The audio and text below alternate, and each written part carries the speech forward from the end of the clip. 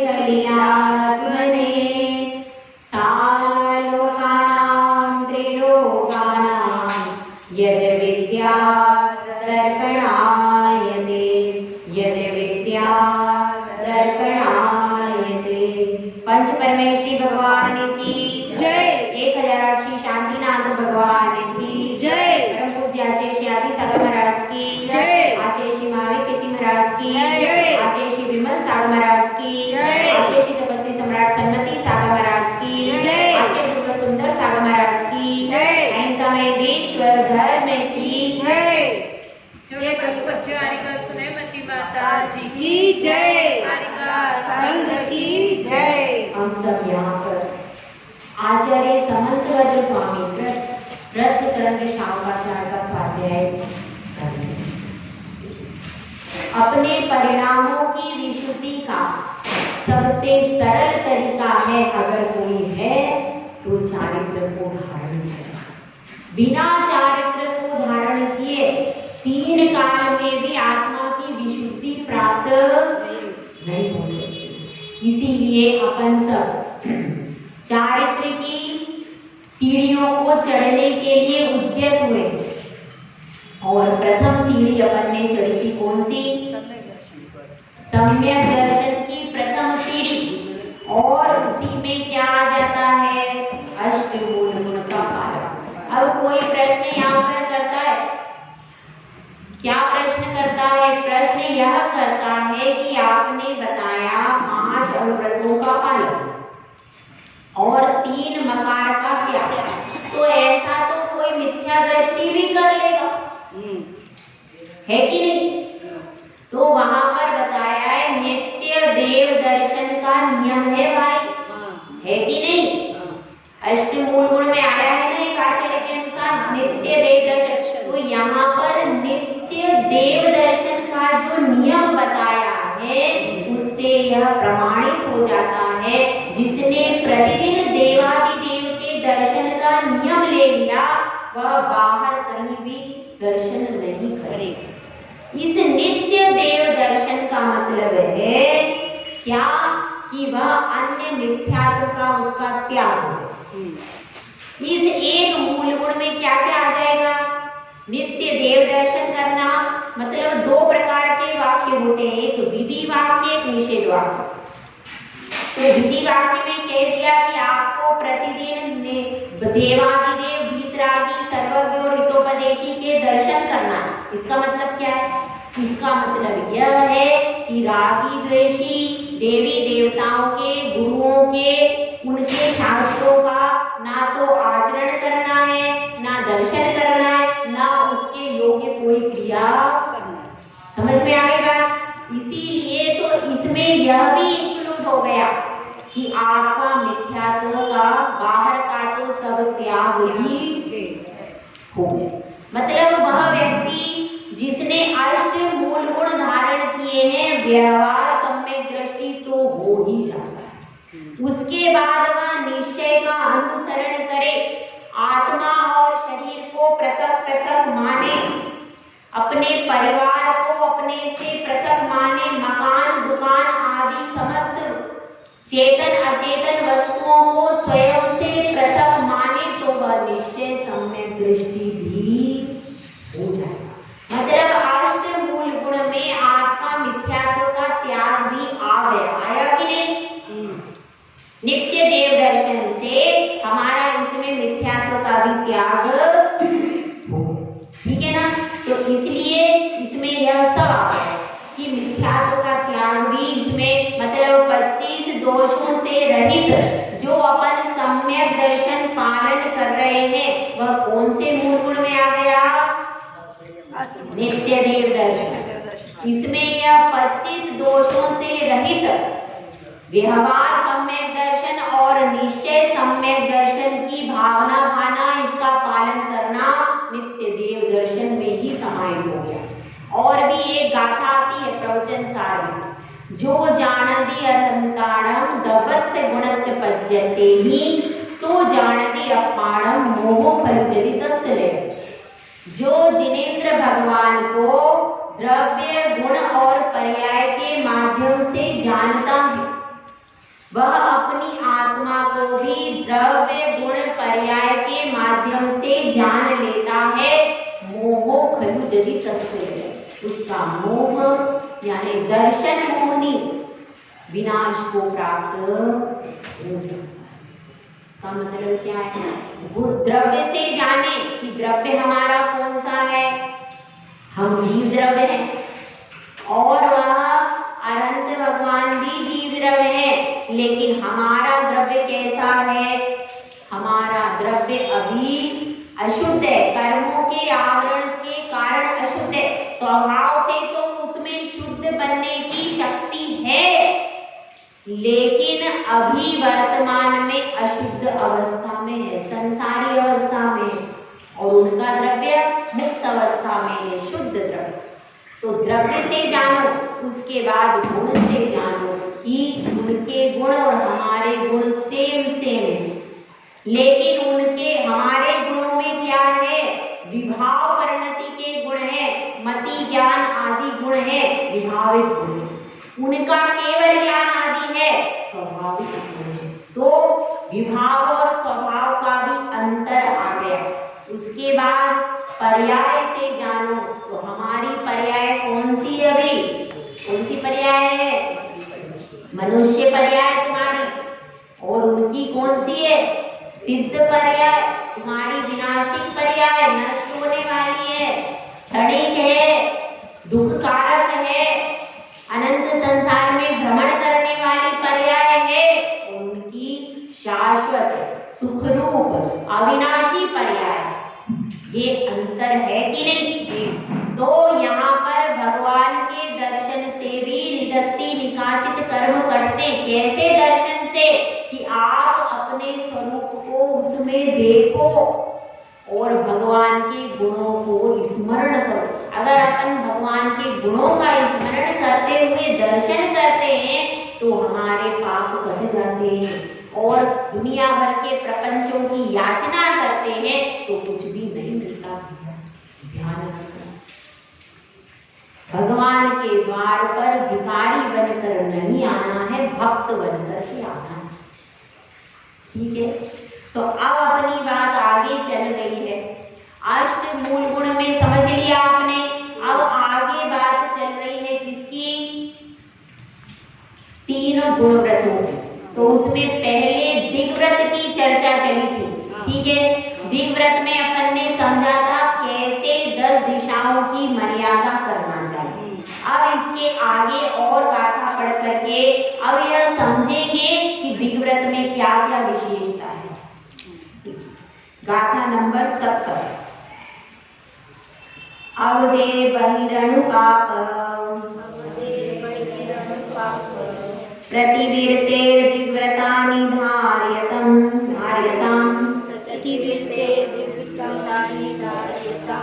पंचमहाव्रतपति परिणति मनुव्रतानि प्रपद्यन्ते। इसमें क्या कहा गया है? मर्यादा के बाहर अनुव्रत। अनुव्रत अवधि बहिर मतलब अवधि के बाहर, अनुव्रत पाप प्रति विनिवृत्ते। अवधि के बाहर जो है वह अनुव्रत के पूरे पापों की विरति हो जाती है। विरति होने के कारण वह जो दिग्व्रत धार्यता, जिन्होंने दिग्व्रत को धारण किया है, वो पंच महाव्रत का क्या हो जाता है? परिणति। पंच महाव्रत की परिणति अनुव्रतों में प्राप्त कर लेते हैं। क्या कहते हैं? पंच महाव्रत की परिणति इस अनुव्रत में प्राप्त कर लेते हैं। किस प्रकार से कर लेते हैं? कि अवधि, अवधि मतलब क्या होता है? समय, काल की मर्यादा। हर वस्तु मर्यादा में शोभती है। हर चीज के लिए मर्यादाएं बताई है कि नहीं? हाँ, बताइए। हर चीज में मर्यादा है। नदी है तो वो अपनी मर्यादा में बहती है, सागर अपनी मर्यादा में रहता है, आकाश अपनी मर्यादा में रहता है। वहाँ आकाश उतर के नीचे नहीं आ जाता, वो पूरे 3 लोक में है लेकिन अपनी मर्यादा को कभी छोड़ता है क्या? नहीं छोड़ता। चंद्रमा अपनी मर्यादा में है, सूर्य अपनी 84 गलियों में घूमता है, नीचे नहीं आ जाता कभी भूले भटके। चंद्रमा अपनी परिधि में वहीं पर है, तारे अपनी परिधि में है, अर्थात प्रकृति पूरी मर्यादा में। वृक्ष भी है तो जहां पर वो उत्पन्न होता है वहीं पर रहता है कि नहीं? रहता है। हर प्रकृति की वस्तु अपनी अपनी मर्यादा में रहती है और उसी मर्यादा में उसका सम्मान करता है। समाज की भी अपनी मर्यादा है, जो उसके कायदे बनाए गए हैं, उन कायदों के अंदर यदि समाज रहती है तो समाज भी विकास को प्राप्त होती है। स्त्री की अपनी मर्यादा, उस मर्यादा में यदि वह रहती है तो दोनों कुल की शोभा बनती है, और मर्यादा विहीन आचरण करती है तो कुल की कलंकिनी हो जाती। इसी प्रकार से पुरुषों की भी मर्यादा है, उनके लिए भी मर्यादाएं बताई है और वे भी मर्यादाओं का पालन करते। कहते हैं ना, मर्यादा पुरुषोत्तम श्री राम। तो पुरुष के लिए भी मर्यादा है, स्त्री के लिए भी। आगम में सब कुछ दिया है, कोई ऐसी चीज नहीं है जो हमारे आगम में न। तो यहाँ पर पूरा मर्यादा का आचरण कराया जाता है। तो अवधि के बाहर मतलब क्या है? आपको मर्यादा बांधी, पूरी 10 दिशाओं की मर्यादा कर ली, ठीक है। 10 दिशाओं की मर्यादा करने के बाद जो बाहर पाप हो रहा, इसके बाद जैसे हमने 10-20 किलोमीटर की मर्यादा कर ली, हमने यह नियम कर लिया था हम चातुर्मास में इंदौर के बाहर नहीं जाए, ठीक है। अब इंदौर के बाहर जितना भी पाप हो रहा उसका दोष हमको लगेगा क्या? क्यों? क्योंकि हमने मर्यादा कर ली। इसी प्रकार से श्रावक भी मर्यादा कर लेता है कि मैं इस नदी के बाहर जीवन भर की मर्यादा हो रही, ये तो हमारी कुछ समय की, लेकिन जीवन भर की मर्यादा वह कर लेता है कि मैं जीवन में कभी भी इस समुद्र के बाहर, इस नदी के बाहर, इस जंगल के बाहर, इस नगर के बाहर, इस गांव के बाहर, इस कस्बे के बाहर, जो भी उसने मर्यादा की है उसके बाहर जीवन में कभी भी बाहर कदम नहीं रखूंगा। तो ऐसी मर्यादा करने से वह बाहर का, उस दिशा के बाहर, उस जगह के बाहर जितना भी पाप लग रहा है उसका अणु मात्र भी उसको नहीं लगता। समझिए कितना बड़ा है, छोटा सा अणुव्रत है, लेकिन उसके बाद भी वो महाव्रत की संख्या में क्यों प्राप्त हो रहा है? कि उसके बाहर का एक अणु भी पाप उसके पास में नहीं रहता। इसलिए कहा गया है अवधेर बही, अवधि के बाहर छोटा भी पाप हो रहा है तो उसका मन वचन काय कृत कारित अनुमोदना से त्याग है। इस अवधि के बाद जो भी पाप होगा वह मेरा मन वचन काय कृत कारित अनुमोदना से क्या है? त्याग है। मेरा उससे कोई भी संबंध नहीं, ऐसा संकल्प वह कर लेता है। इसके कारण बाहर का समस्त पाप में से एक अंश भी उसको नहीं। तो ये 10 दिशाओं की मर्यादा करने के बाद अब उसके बाहर का कुछ भी उसको लग नहीं रहा, इसलिए वह अनुव्रत होते हुए भी महाव्रतानी लिखा हुआ है। तो महाव्रतों की क्या हो जाती है? महाव्रतों की जो उत्कृष्टता है उसको प्राप्त हो जाती है। कौन? अनुव्रती व्रत। कब होगा? जब आप इसको पालन करोगे, मन वचन काय कृत कारित अनुमोदना से जब पालन करोगे उतनी ही उत्कृष्टता से, जिस हिसाब से महाव्रती पालन करते हैं। अगर आप उस तरह से, इसमें आपको बताया गया कि आप भी अभ्यास कर रहे हो ऐसा महाव्रत करने का। यह सारा जो कुछ चल रहा है काय के लिए चल रहा है? महाव्रती आगे बनना है तो उसका आप करो। यदि अभी आप थोड़ा सा भी सीमा नहीं बांध पा रहे, एक दिन के लिए भी नहीं, हम तो सीमा नहीं बांध सकते, हम तो घर के बाहर जाना ही पड़ेगा, इंदौर से बाहर जा, एक दिन का भी जो मर्यादा नहीं रख रहा वो महाव्रती बन सकता है? नहीं बन सकता। इसीलिए क्योंकि महाव्रतियों को तो चतुर्मास में और भी रोज तरह तरह की सीमा में रहना पड़ता है, और जब उस सीमा में रहने का अभ्यास हो जाए आपको यहाँ पर, अब जैसे चतुर्मास है, अब चतुर्मास में यदि हमारा इंदौर के बाहर का हमारा मन भटके तो क्या मतलब, ठीक है, तो हमारा बाहर का जाने का पूरा त्याग है कि नहीं, त्याग है।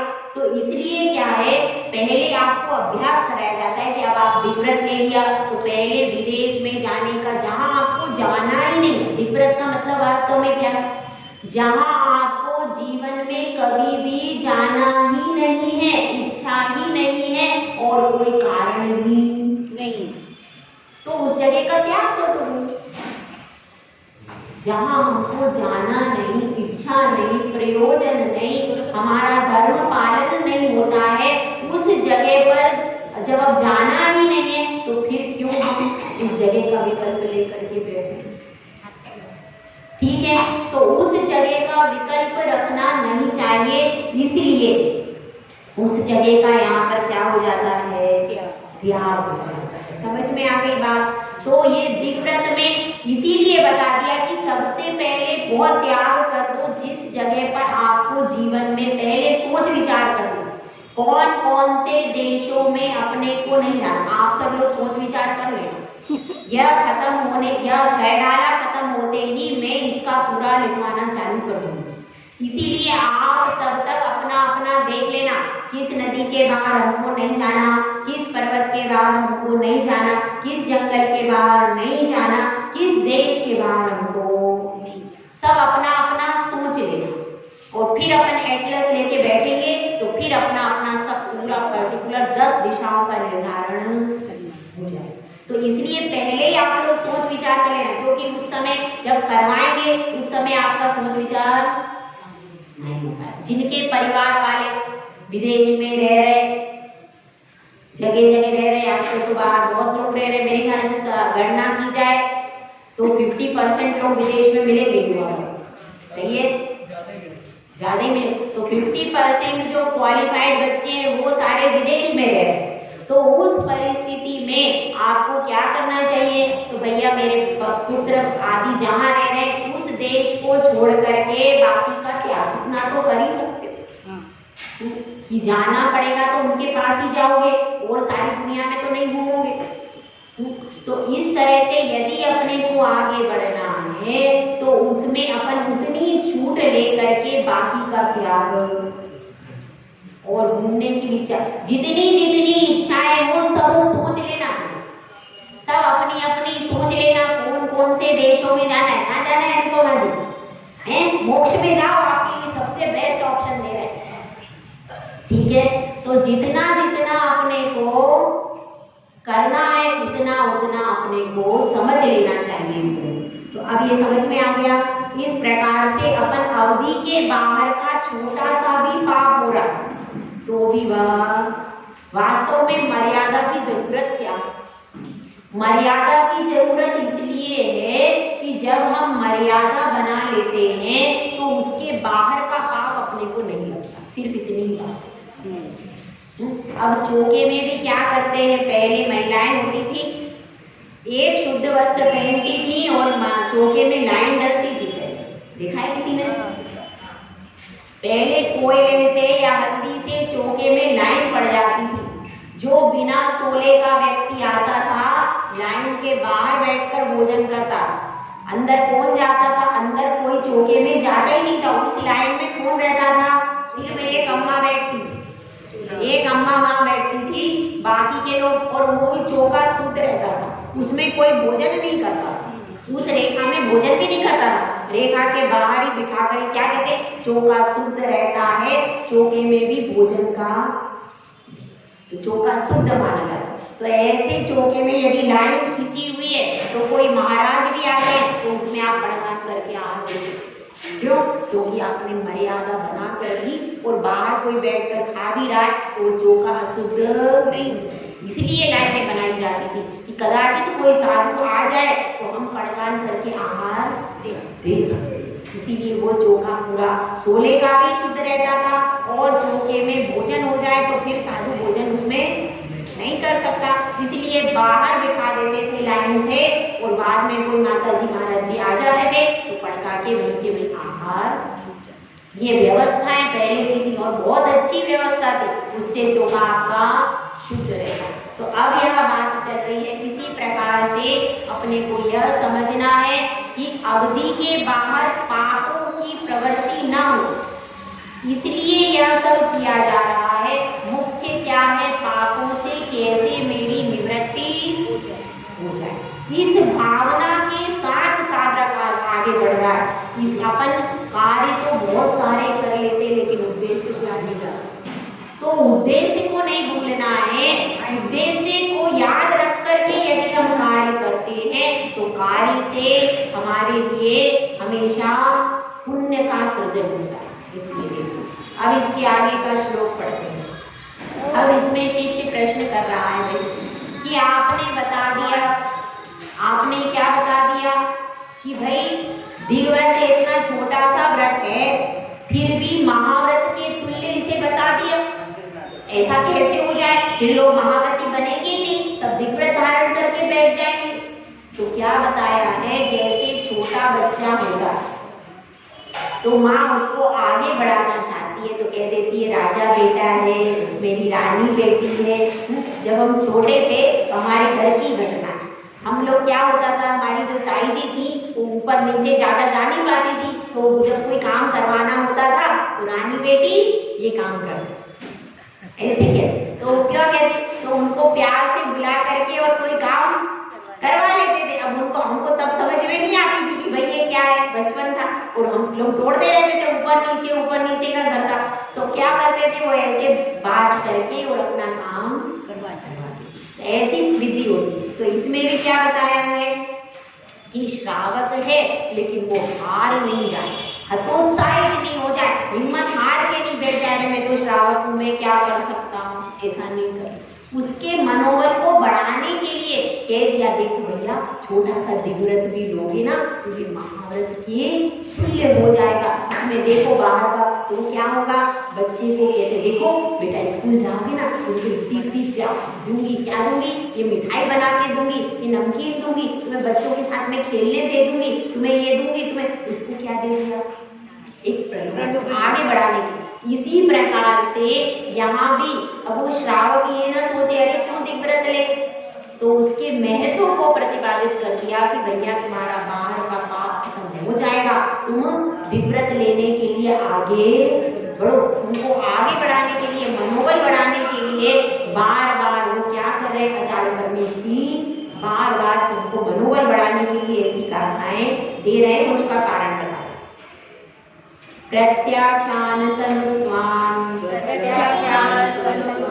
मंदसराचरण मोह परिणामः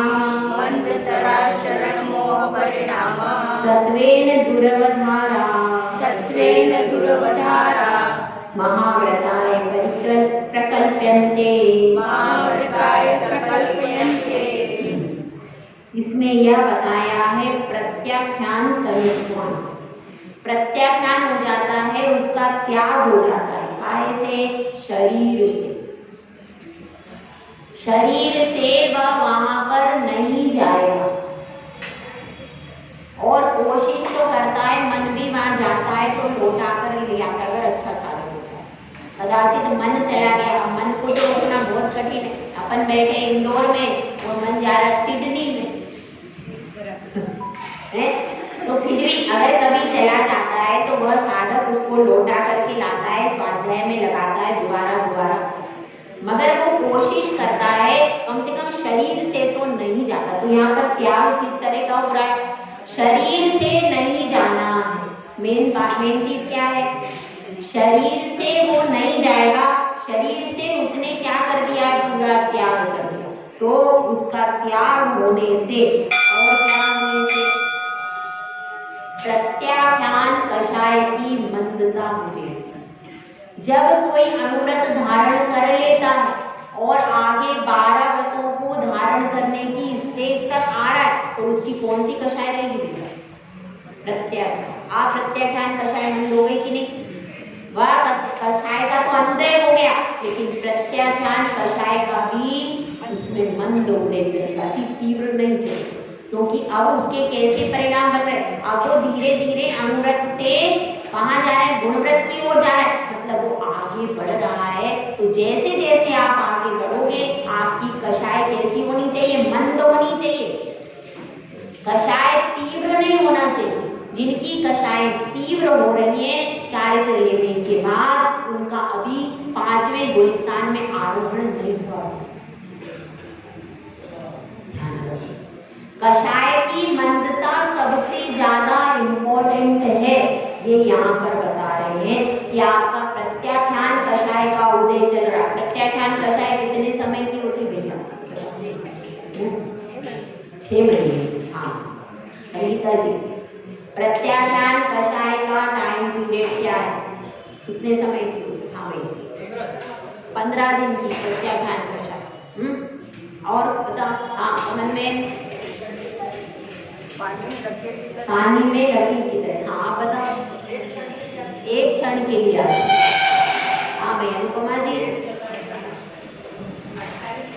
48। बहुत अच्छे अच्छे ऑप्शन आ गए, नए नए जितने सबने नए नए विचारधारा की।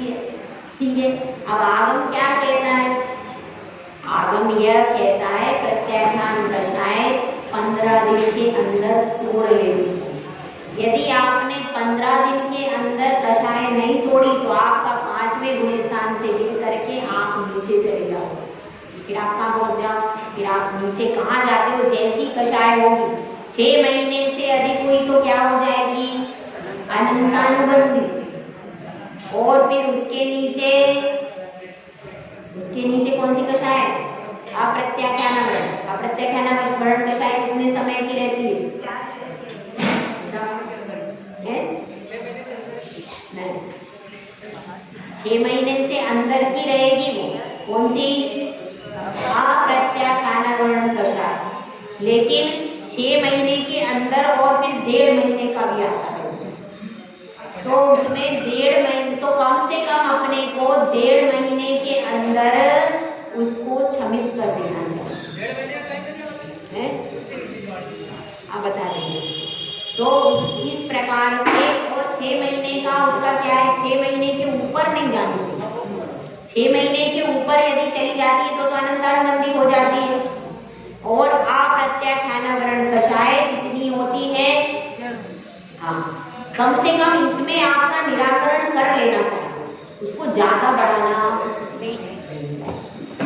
और उसके बाद क्या है, 15 दिन के अंदर इसका निराकरण करना चाहिए प्रत्याख्यानावरण। यदि प्रत्याख्यानावरण 15 दिन के ऊपर चली गई तो क्या हो जाएगा, फिर वो क्या बन जाएगी? अप्रत्याख्यानावरण। फिर आप 5वें से गिर के 4थे में आ जाओ। जैसे ही अपनी, क्योंकि गुण स्थान काय से बनते हैं? कषाय से। केवल कषाय से तो नहीं बनते, मोह और योग के निमित्त से बनते हैं गुण स्थान को। लेकिन फिर भी उसमें मोह का ज्यादा योगदान है, क्योंकि मोह कहाँ तक चल रहा है? पहले से लेकर 10वें तक चल रहा है। इसीलिए योगदान की सब कुछ करता तो यही है। जब मोह हट जाता है तो फिर तो कोई संसार का कोई ज्यादा रह नहीं पाता, फिर तो व्यक्ति संसार से बहुत जल्दी मुक्त हो जाता है, बहुत जल्दी निराकरण हो जाता है। लेकिन मोह जब तक रहता है तब तक आपकी कोई गारंटी नहीं है कि आप कहाँ पर चले जाओगे, कौन सी गति में चले जाओगे। ठीक है, तो अब इसमें यही बताया गया है कि प्रत्याख्यान तनुत्व। अब मंदतर इसमें परिणाम होते, कौन सी कषाय है? प्रत्याख्यान कषाय की। और मोह परिणाम भी कैसे होंगे उसके? मंद होंगे। ऐसा नहीं गाढ़ स्नेह, पति के बिना, पत्नी के बिना, पुत्र के बिना अपन नहीं रह सकते, ऐसी गाढ़ स्नेह नहीं होगा। उनके लिए मरने की इच्छा हो जाए, ऐसा गाढ़ स्नेह परिवार के प्रति नहीं हो सकता इतना ज्यादा कि उसके लिए अपन मरने को तैयार हो जाए। उनके प्रति अति गाढ़ स्नेह मतलब अपनी आत्मा को भूल करके और उनमें ही रच बच जाए, ऐसा भी स्नेह कम होगा। राग के अंश कम होंगे, अपनी आत्मा को पहचानता रहेगा, मुझे क्या करना है, मुझे भगवान का भजन करना है तो मेरे घर में 25 बैठे हो, मुझे अभिषेक करना है, मुझे पूजा करनी है, तो व्यक्ति आके जाए। ऐसा नहीं कि भाई आज सब मेहमान आ गए, आज मैं अभिषेक भगवान के दर्शन ही नहीं करना, आज मुझे, ऐसा नहीं होगा। आज मुझे भगवान के दर्शन, आज मेरे रिश्तेदार आ गए तो आज मैं मंदिर में नहीं जाऊंगा। ऐसे भी करते हैं लोग, करने वाले ऐसा करते हैं। आज अगर उनके 10-25 रिश्तेदार आ गए तो क्या करते हैं, आज मंदिर जाएंगे ही नहीं। मंदिर कब जाते हैं, जब कोई नहीं आता। तो ऐसी परिस्थिति वश नहीं होता है। अति गाढ़ इसमें नहीं होता कि जिनके पीछे अपन धर्म को भूल जाए, ऐसा नहीं होता। अब इसमें यही बता रहे हैं, सत्वेन दुरवधारा। दुरवधारा मतलब अपनी जितनी शक्ति है उस शक्ति के अनुसार वह पूरा इसका पालन करता है। ठीक है। अब महाव्रत का लक्षण बता रहे, क्योंकि शिष्य तो बहुत उत्साही शिष्य है, वह पूछ रहा है कि आपने महाव्रत का तो लक्षण ही नहीं बताया, महाव्रत का लक्षण एक बार बता दो। तो इसमें महाव्रत का लक्षण बता, पंचानां पापानां हिंसादीनां मनोवचकाये कृतकारितानुमोदे त्यागस्तु महाव्रतं महताम्। 5 पापों, और 5 पाप कौन से हो गए, हिंसा, झूठ, चोरी, दुष्ट और परिग्रह। इनका मन, वचन और काय से, कृतकारित अनुमोदना से त्यागस्तु, त्याग हो।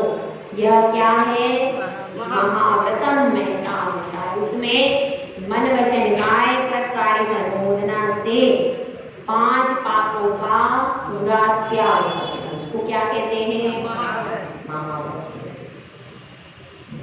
तो अब देखिए दिव्रत के अतिचार, दिव्रत के अतिचारों के बारे में हम पढ़ते हैं।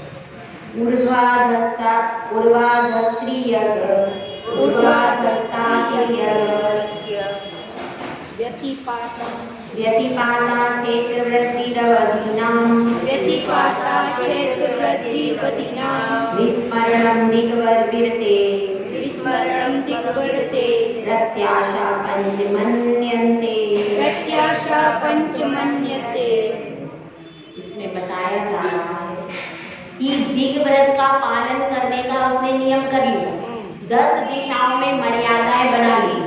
अब 10 दिशाओं में मर्यादा बनाने के बाद ऊर्ध्व की मर्यादा उसकी कितनी थी, कितनी थी, मतलब समझ लीजिए कितनी होती भाई एरोप्लेन तक, 25,000, 36 से 40,000 फीट की उसकी थी। और नीचे की उसने कितनी बनाई थी, नीचे की उसने मान लो 20,000 फीट की बनाई, नीचे की 20,000 फीट की बनाई थी, ऊपर की 36। अब किसी कारणवश से उसने क्या किया कि ऊपर की बढ़ा दी और नीचे की कम कर दी। नीचे में क्या कर दिया, नीचे में 10,000 का क्या कर दिया, कम कर दिया, और ऊपर में क्या हो गया, यह हो गया अतिचार।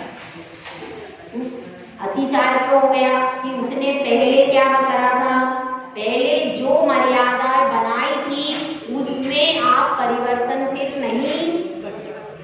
अगर 10,000 की बनाई है तो 10,000 की रहेगी, आप उसमें 5 कम करो तो कोई दोष नहीं, कम तो कर सकते, पर ऊपर की आपने 10,000 बढ़ा ली, ये नहीं कर सकते। ऊपर की भी जितनी है उसमें कम कर सकते, पर बढ़ा नहीं सकते। इसलिए जो उसने ऊर्ध्व की बढ़ाई थी, ऊर्ध्व की जितनी रखी थी वो उतनी रहेगी, और अधो की जितनी बढ़ाई थी वो उतनी ही रहेगी, उसमें कमी हो सकती है। अब ऐसा हो रहा है कि तो आगे लेना, तो मैं अब इसमें कम, तो जो 10,000 के 5,000 ऊपर की भी कर दी, 5,000 की भी कर दी, उसमें कोई दोष नहीं। मतलब मैक्सिमम लिमिट आपको दिव्रत में एक बार ले, फिर जीवन भर पालन करना ही, उस पालन का उल्लंघन नहीं। तो ऊर्ध्व 10 क्रिया तिरछे में भी ऐसे ही कर सकता है। इधर उसने पूर्व दिशा में मर्यादा ले ली, तो अब उसको लगा कि मेरे को तो वहां से माल मंगाना है, या मुझे अपने पुत्र पुत्री इस देश से दूसरे देश में चले गए, या कोई परिस्थिति हो गई। अब क्या कह रहा है वो कि अब भैया इधर की तो पूर्व देश की तो क्या कर दो, पूर्व दिशा की मर्यादा बढ़ा लो, और अपन पश्चिम में तो अपन को नहीं जाने, अभी पश्चिम की कम कर। तो ऐसा भी अब नहीं होगा। जो आपको करना एक बार करो, उसके बाद फिर आपको विकल्प ही छोड़ना नहीं पड़ेगा, फिर आप उधर जाने का विकल्प नहीं रख सकते, इसलिए बताया। तो इसी प्रकार से तिरछे में पूरी बताई थी ना, जो 10 दिशाएं, 4 दिशा 4 विदिशा, ऊपर और नीचे, इन 10 दिशाओं में जो जो मर्यादा बनाई है उसमें क्या करना पड़ेगा, उसमें किसी प्रकार की क्षेत्र वृद्धि नहीं कर सकता। विस्मरणम दिग्व्यर्थे, और जो यदि भूल जाता है, दूसरा विचार क्या है, दूसरा पहला तो क्या है, क्षेत्र की वृद्धि करनी, जितनी मर्यादा थी उस क्षेत्र की वृद्धि करनी 10 दिशाओं में। दूसरा क्या है, विस्मरणम, भूल ही गया, लिखा ही नहीं था उसने, कहीं व्यवस्थित लिखा नहीं। अरे मैं तो बहुत दिमाग वाला हूं, मेरे को सब याद रहता है, क्या करना है लिख, तो उसने लिखा नहीं कहीं पे। अब कालांतर में ऐसा हो गया किसी कारण से वो भूल गया।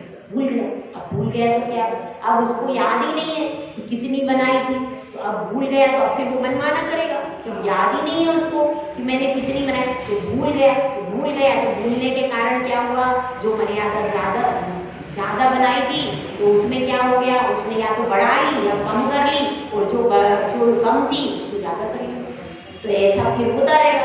तो इसलिए विस्मरणम, भूल जाना, मर्यादा को बनाया था लेकिन भूल गया, कहीं उसने लिपिबद्ध करके रखा नहीं था, तो अब उसके पास कोई प्रमाण भी नहीं रहा। इसीलिए जो भी नियम लो, एक डायरी में व्यवस्थित लिख करके रखो।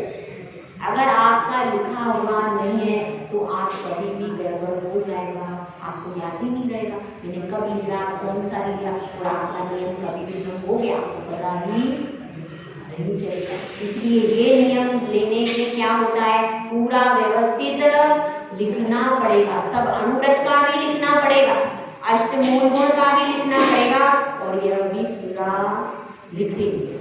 जब आप लिख लेंगे, कॉपी बनेगी, डायरी बनेगी, तो आपको जीवन भर फिर आपको पालन करने में, सुबह उठो सामायिक के समय पे एक बार काम ये चलिए नियम, तो अपना एक बार रोज जब पढ़ोगे तो कभी गलती भी होगी तो अपन को याद रहेगा, अपन प्रायश्चित तो उसका ले सकते। गलती हो जाए तो उसको भी आप कोड वर्ड में नोट कर दो, उसमें सब पाने बनाओगे, एक गलती के भी उसमें पेज रहेंगे कि आपको कहाँ गलती हुई, उसमें 2-3 पेज गलती के बनेंगे, तो उसमें आप सब प्रकार से अपने को पापों में कैसे बचना है ये बताएगा। तो अब इसमें क्या बताया है, जितने भी क्षेत्र बनाए थे 10 दिशाओं की जितनी मर्यादा थी उसका आप उसमें यदि अपन पालन नहीं करते हैं या भूल जाते हैं तो क्या हो जाएगा, यह दिग्व्रत के 5 अतिचार होते हैं।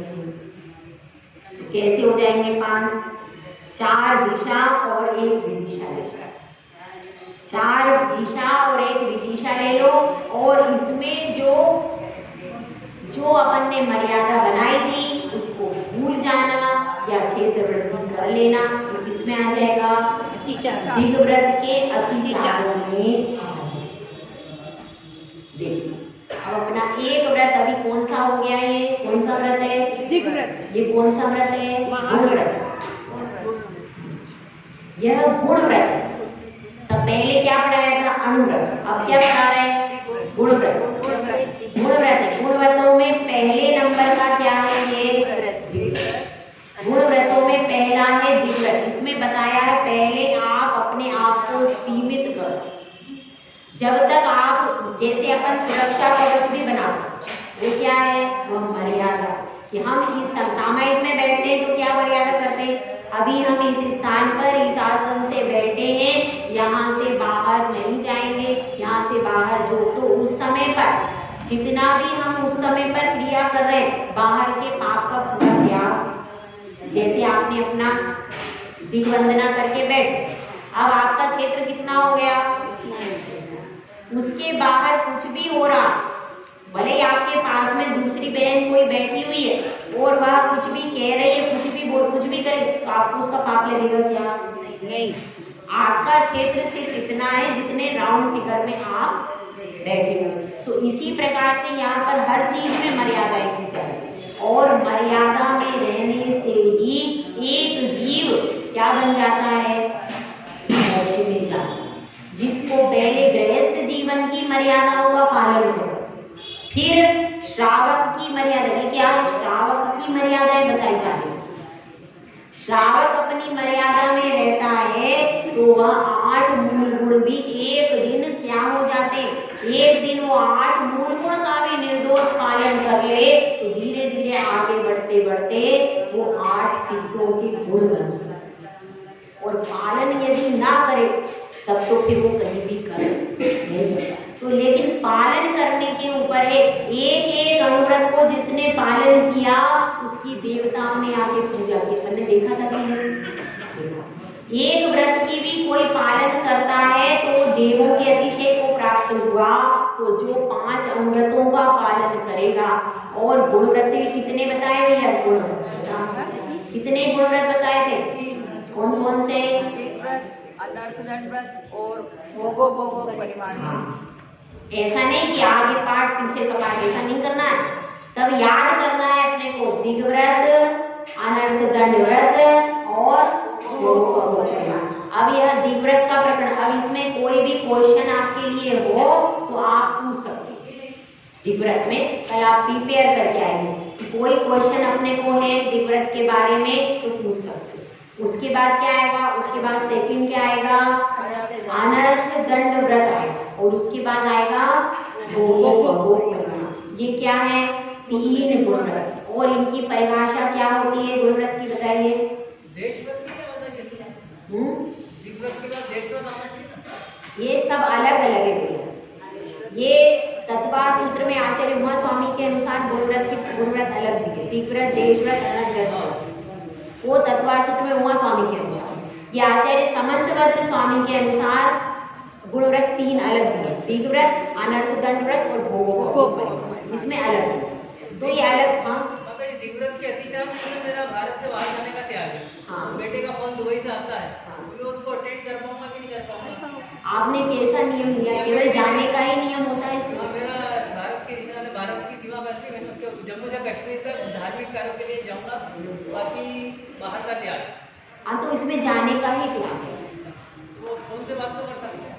अब आप जो आपने नियम लिया होगा तो उसमें उतनी छूट लेके करना चाहिए, क्योंकि आजकल फोन से बात तो सब लोग पहले ही नियम लो, क्योंकि भाई इसमें ये सब चीजें, कुछ चीजें नहीं है।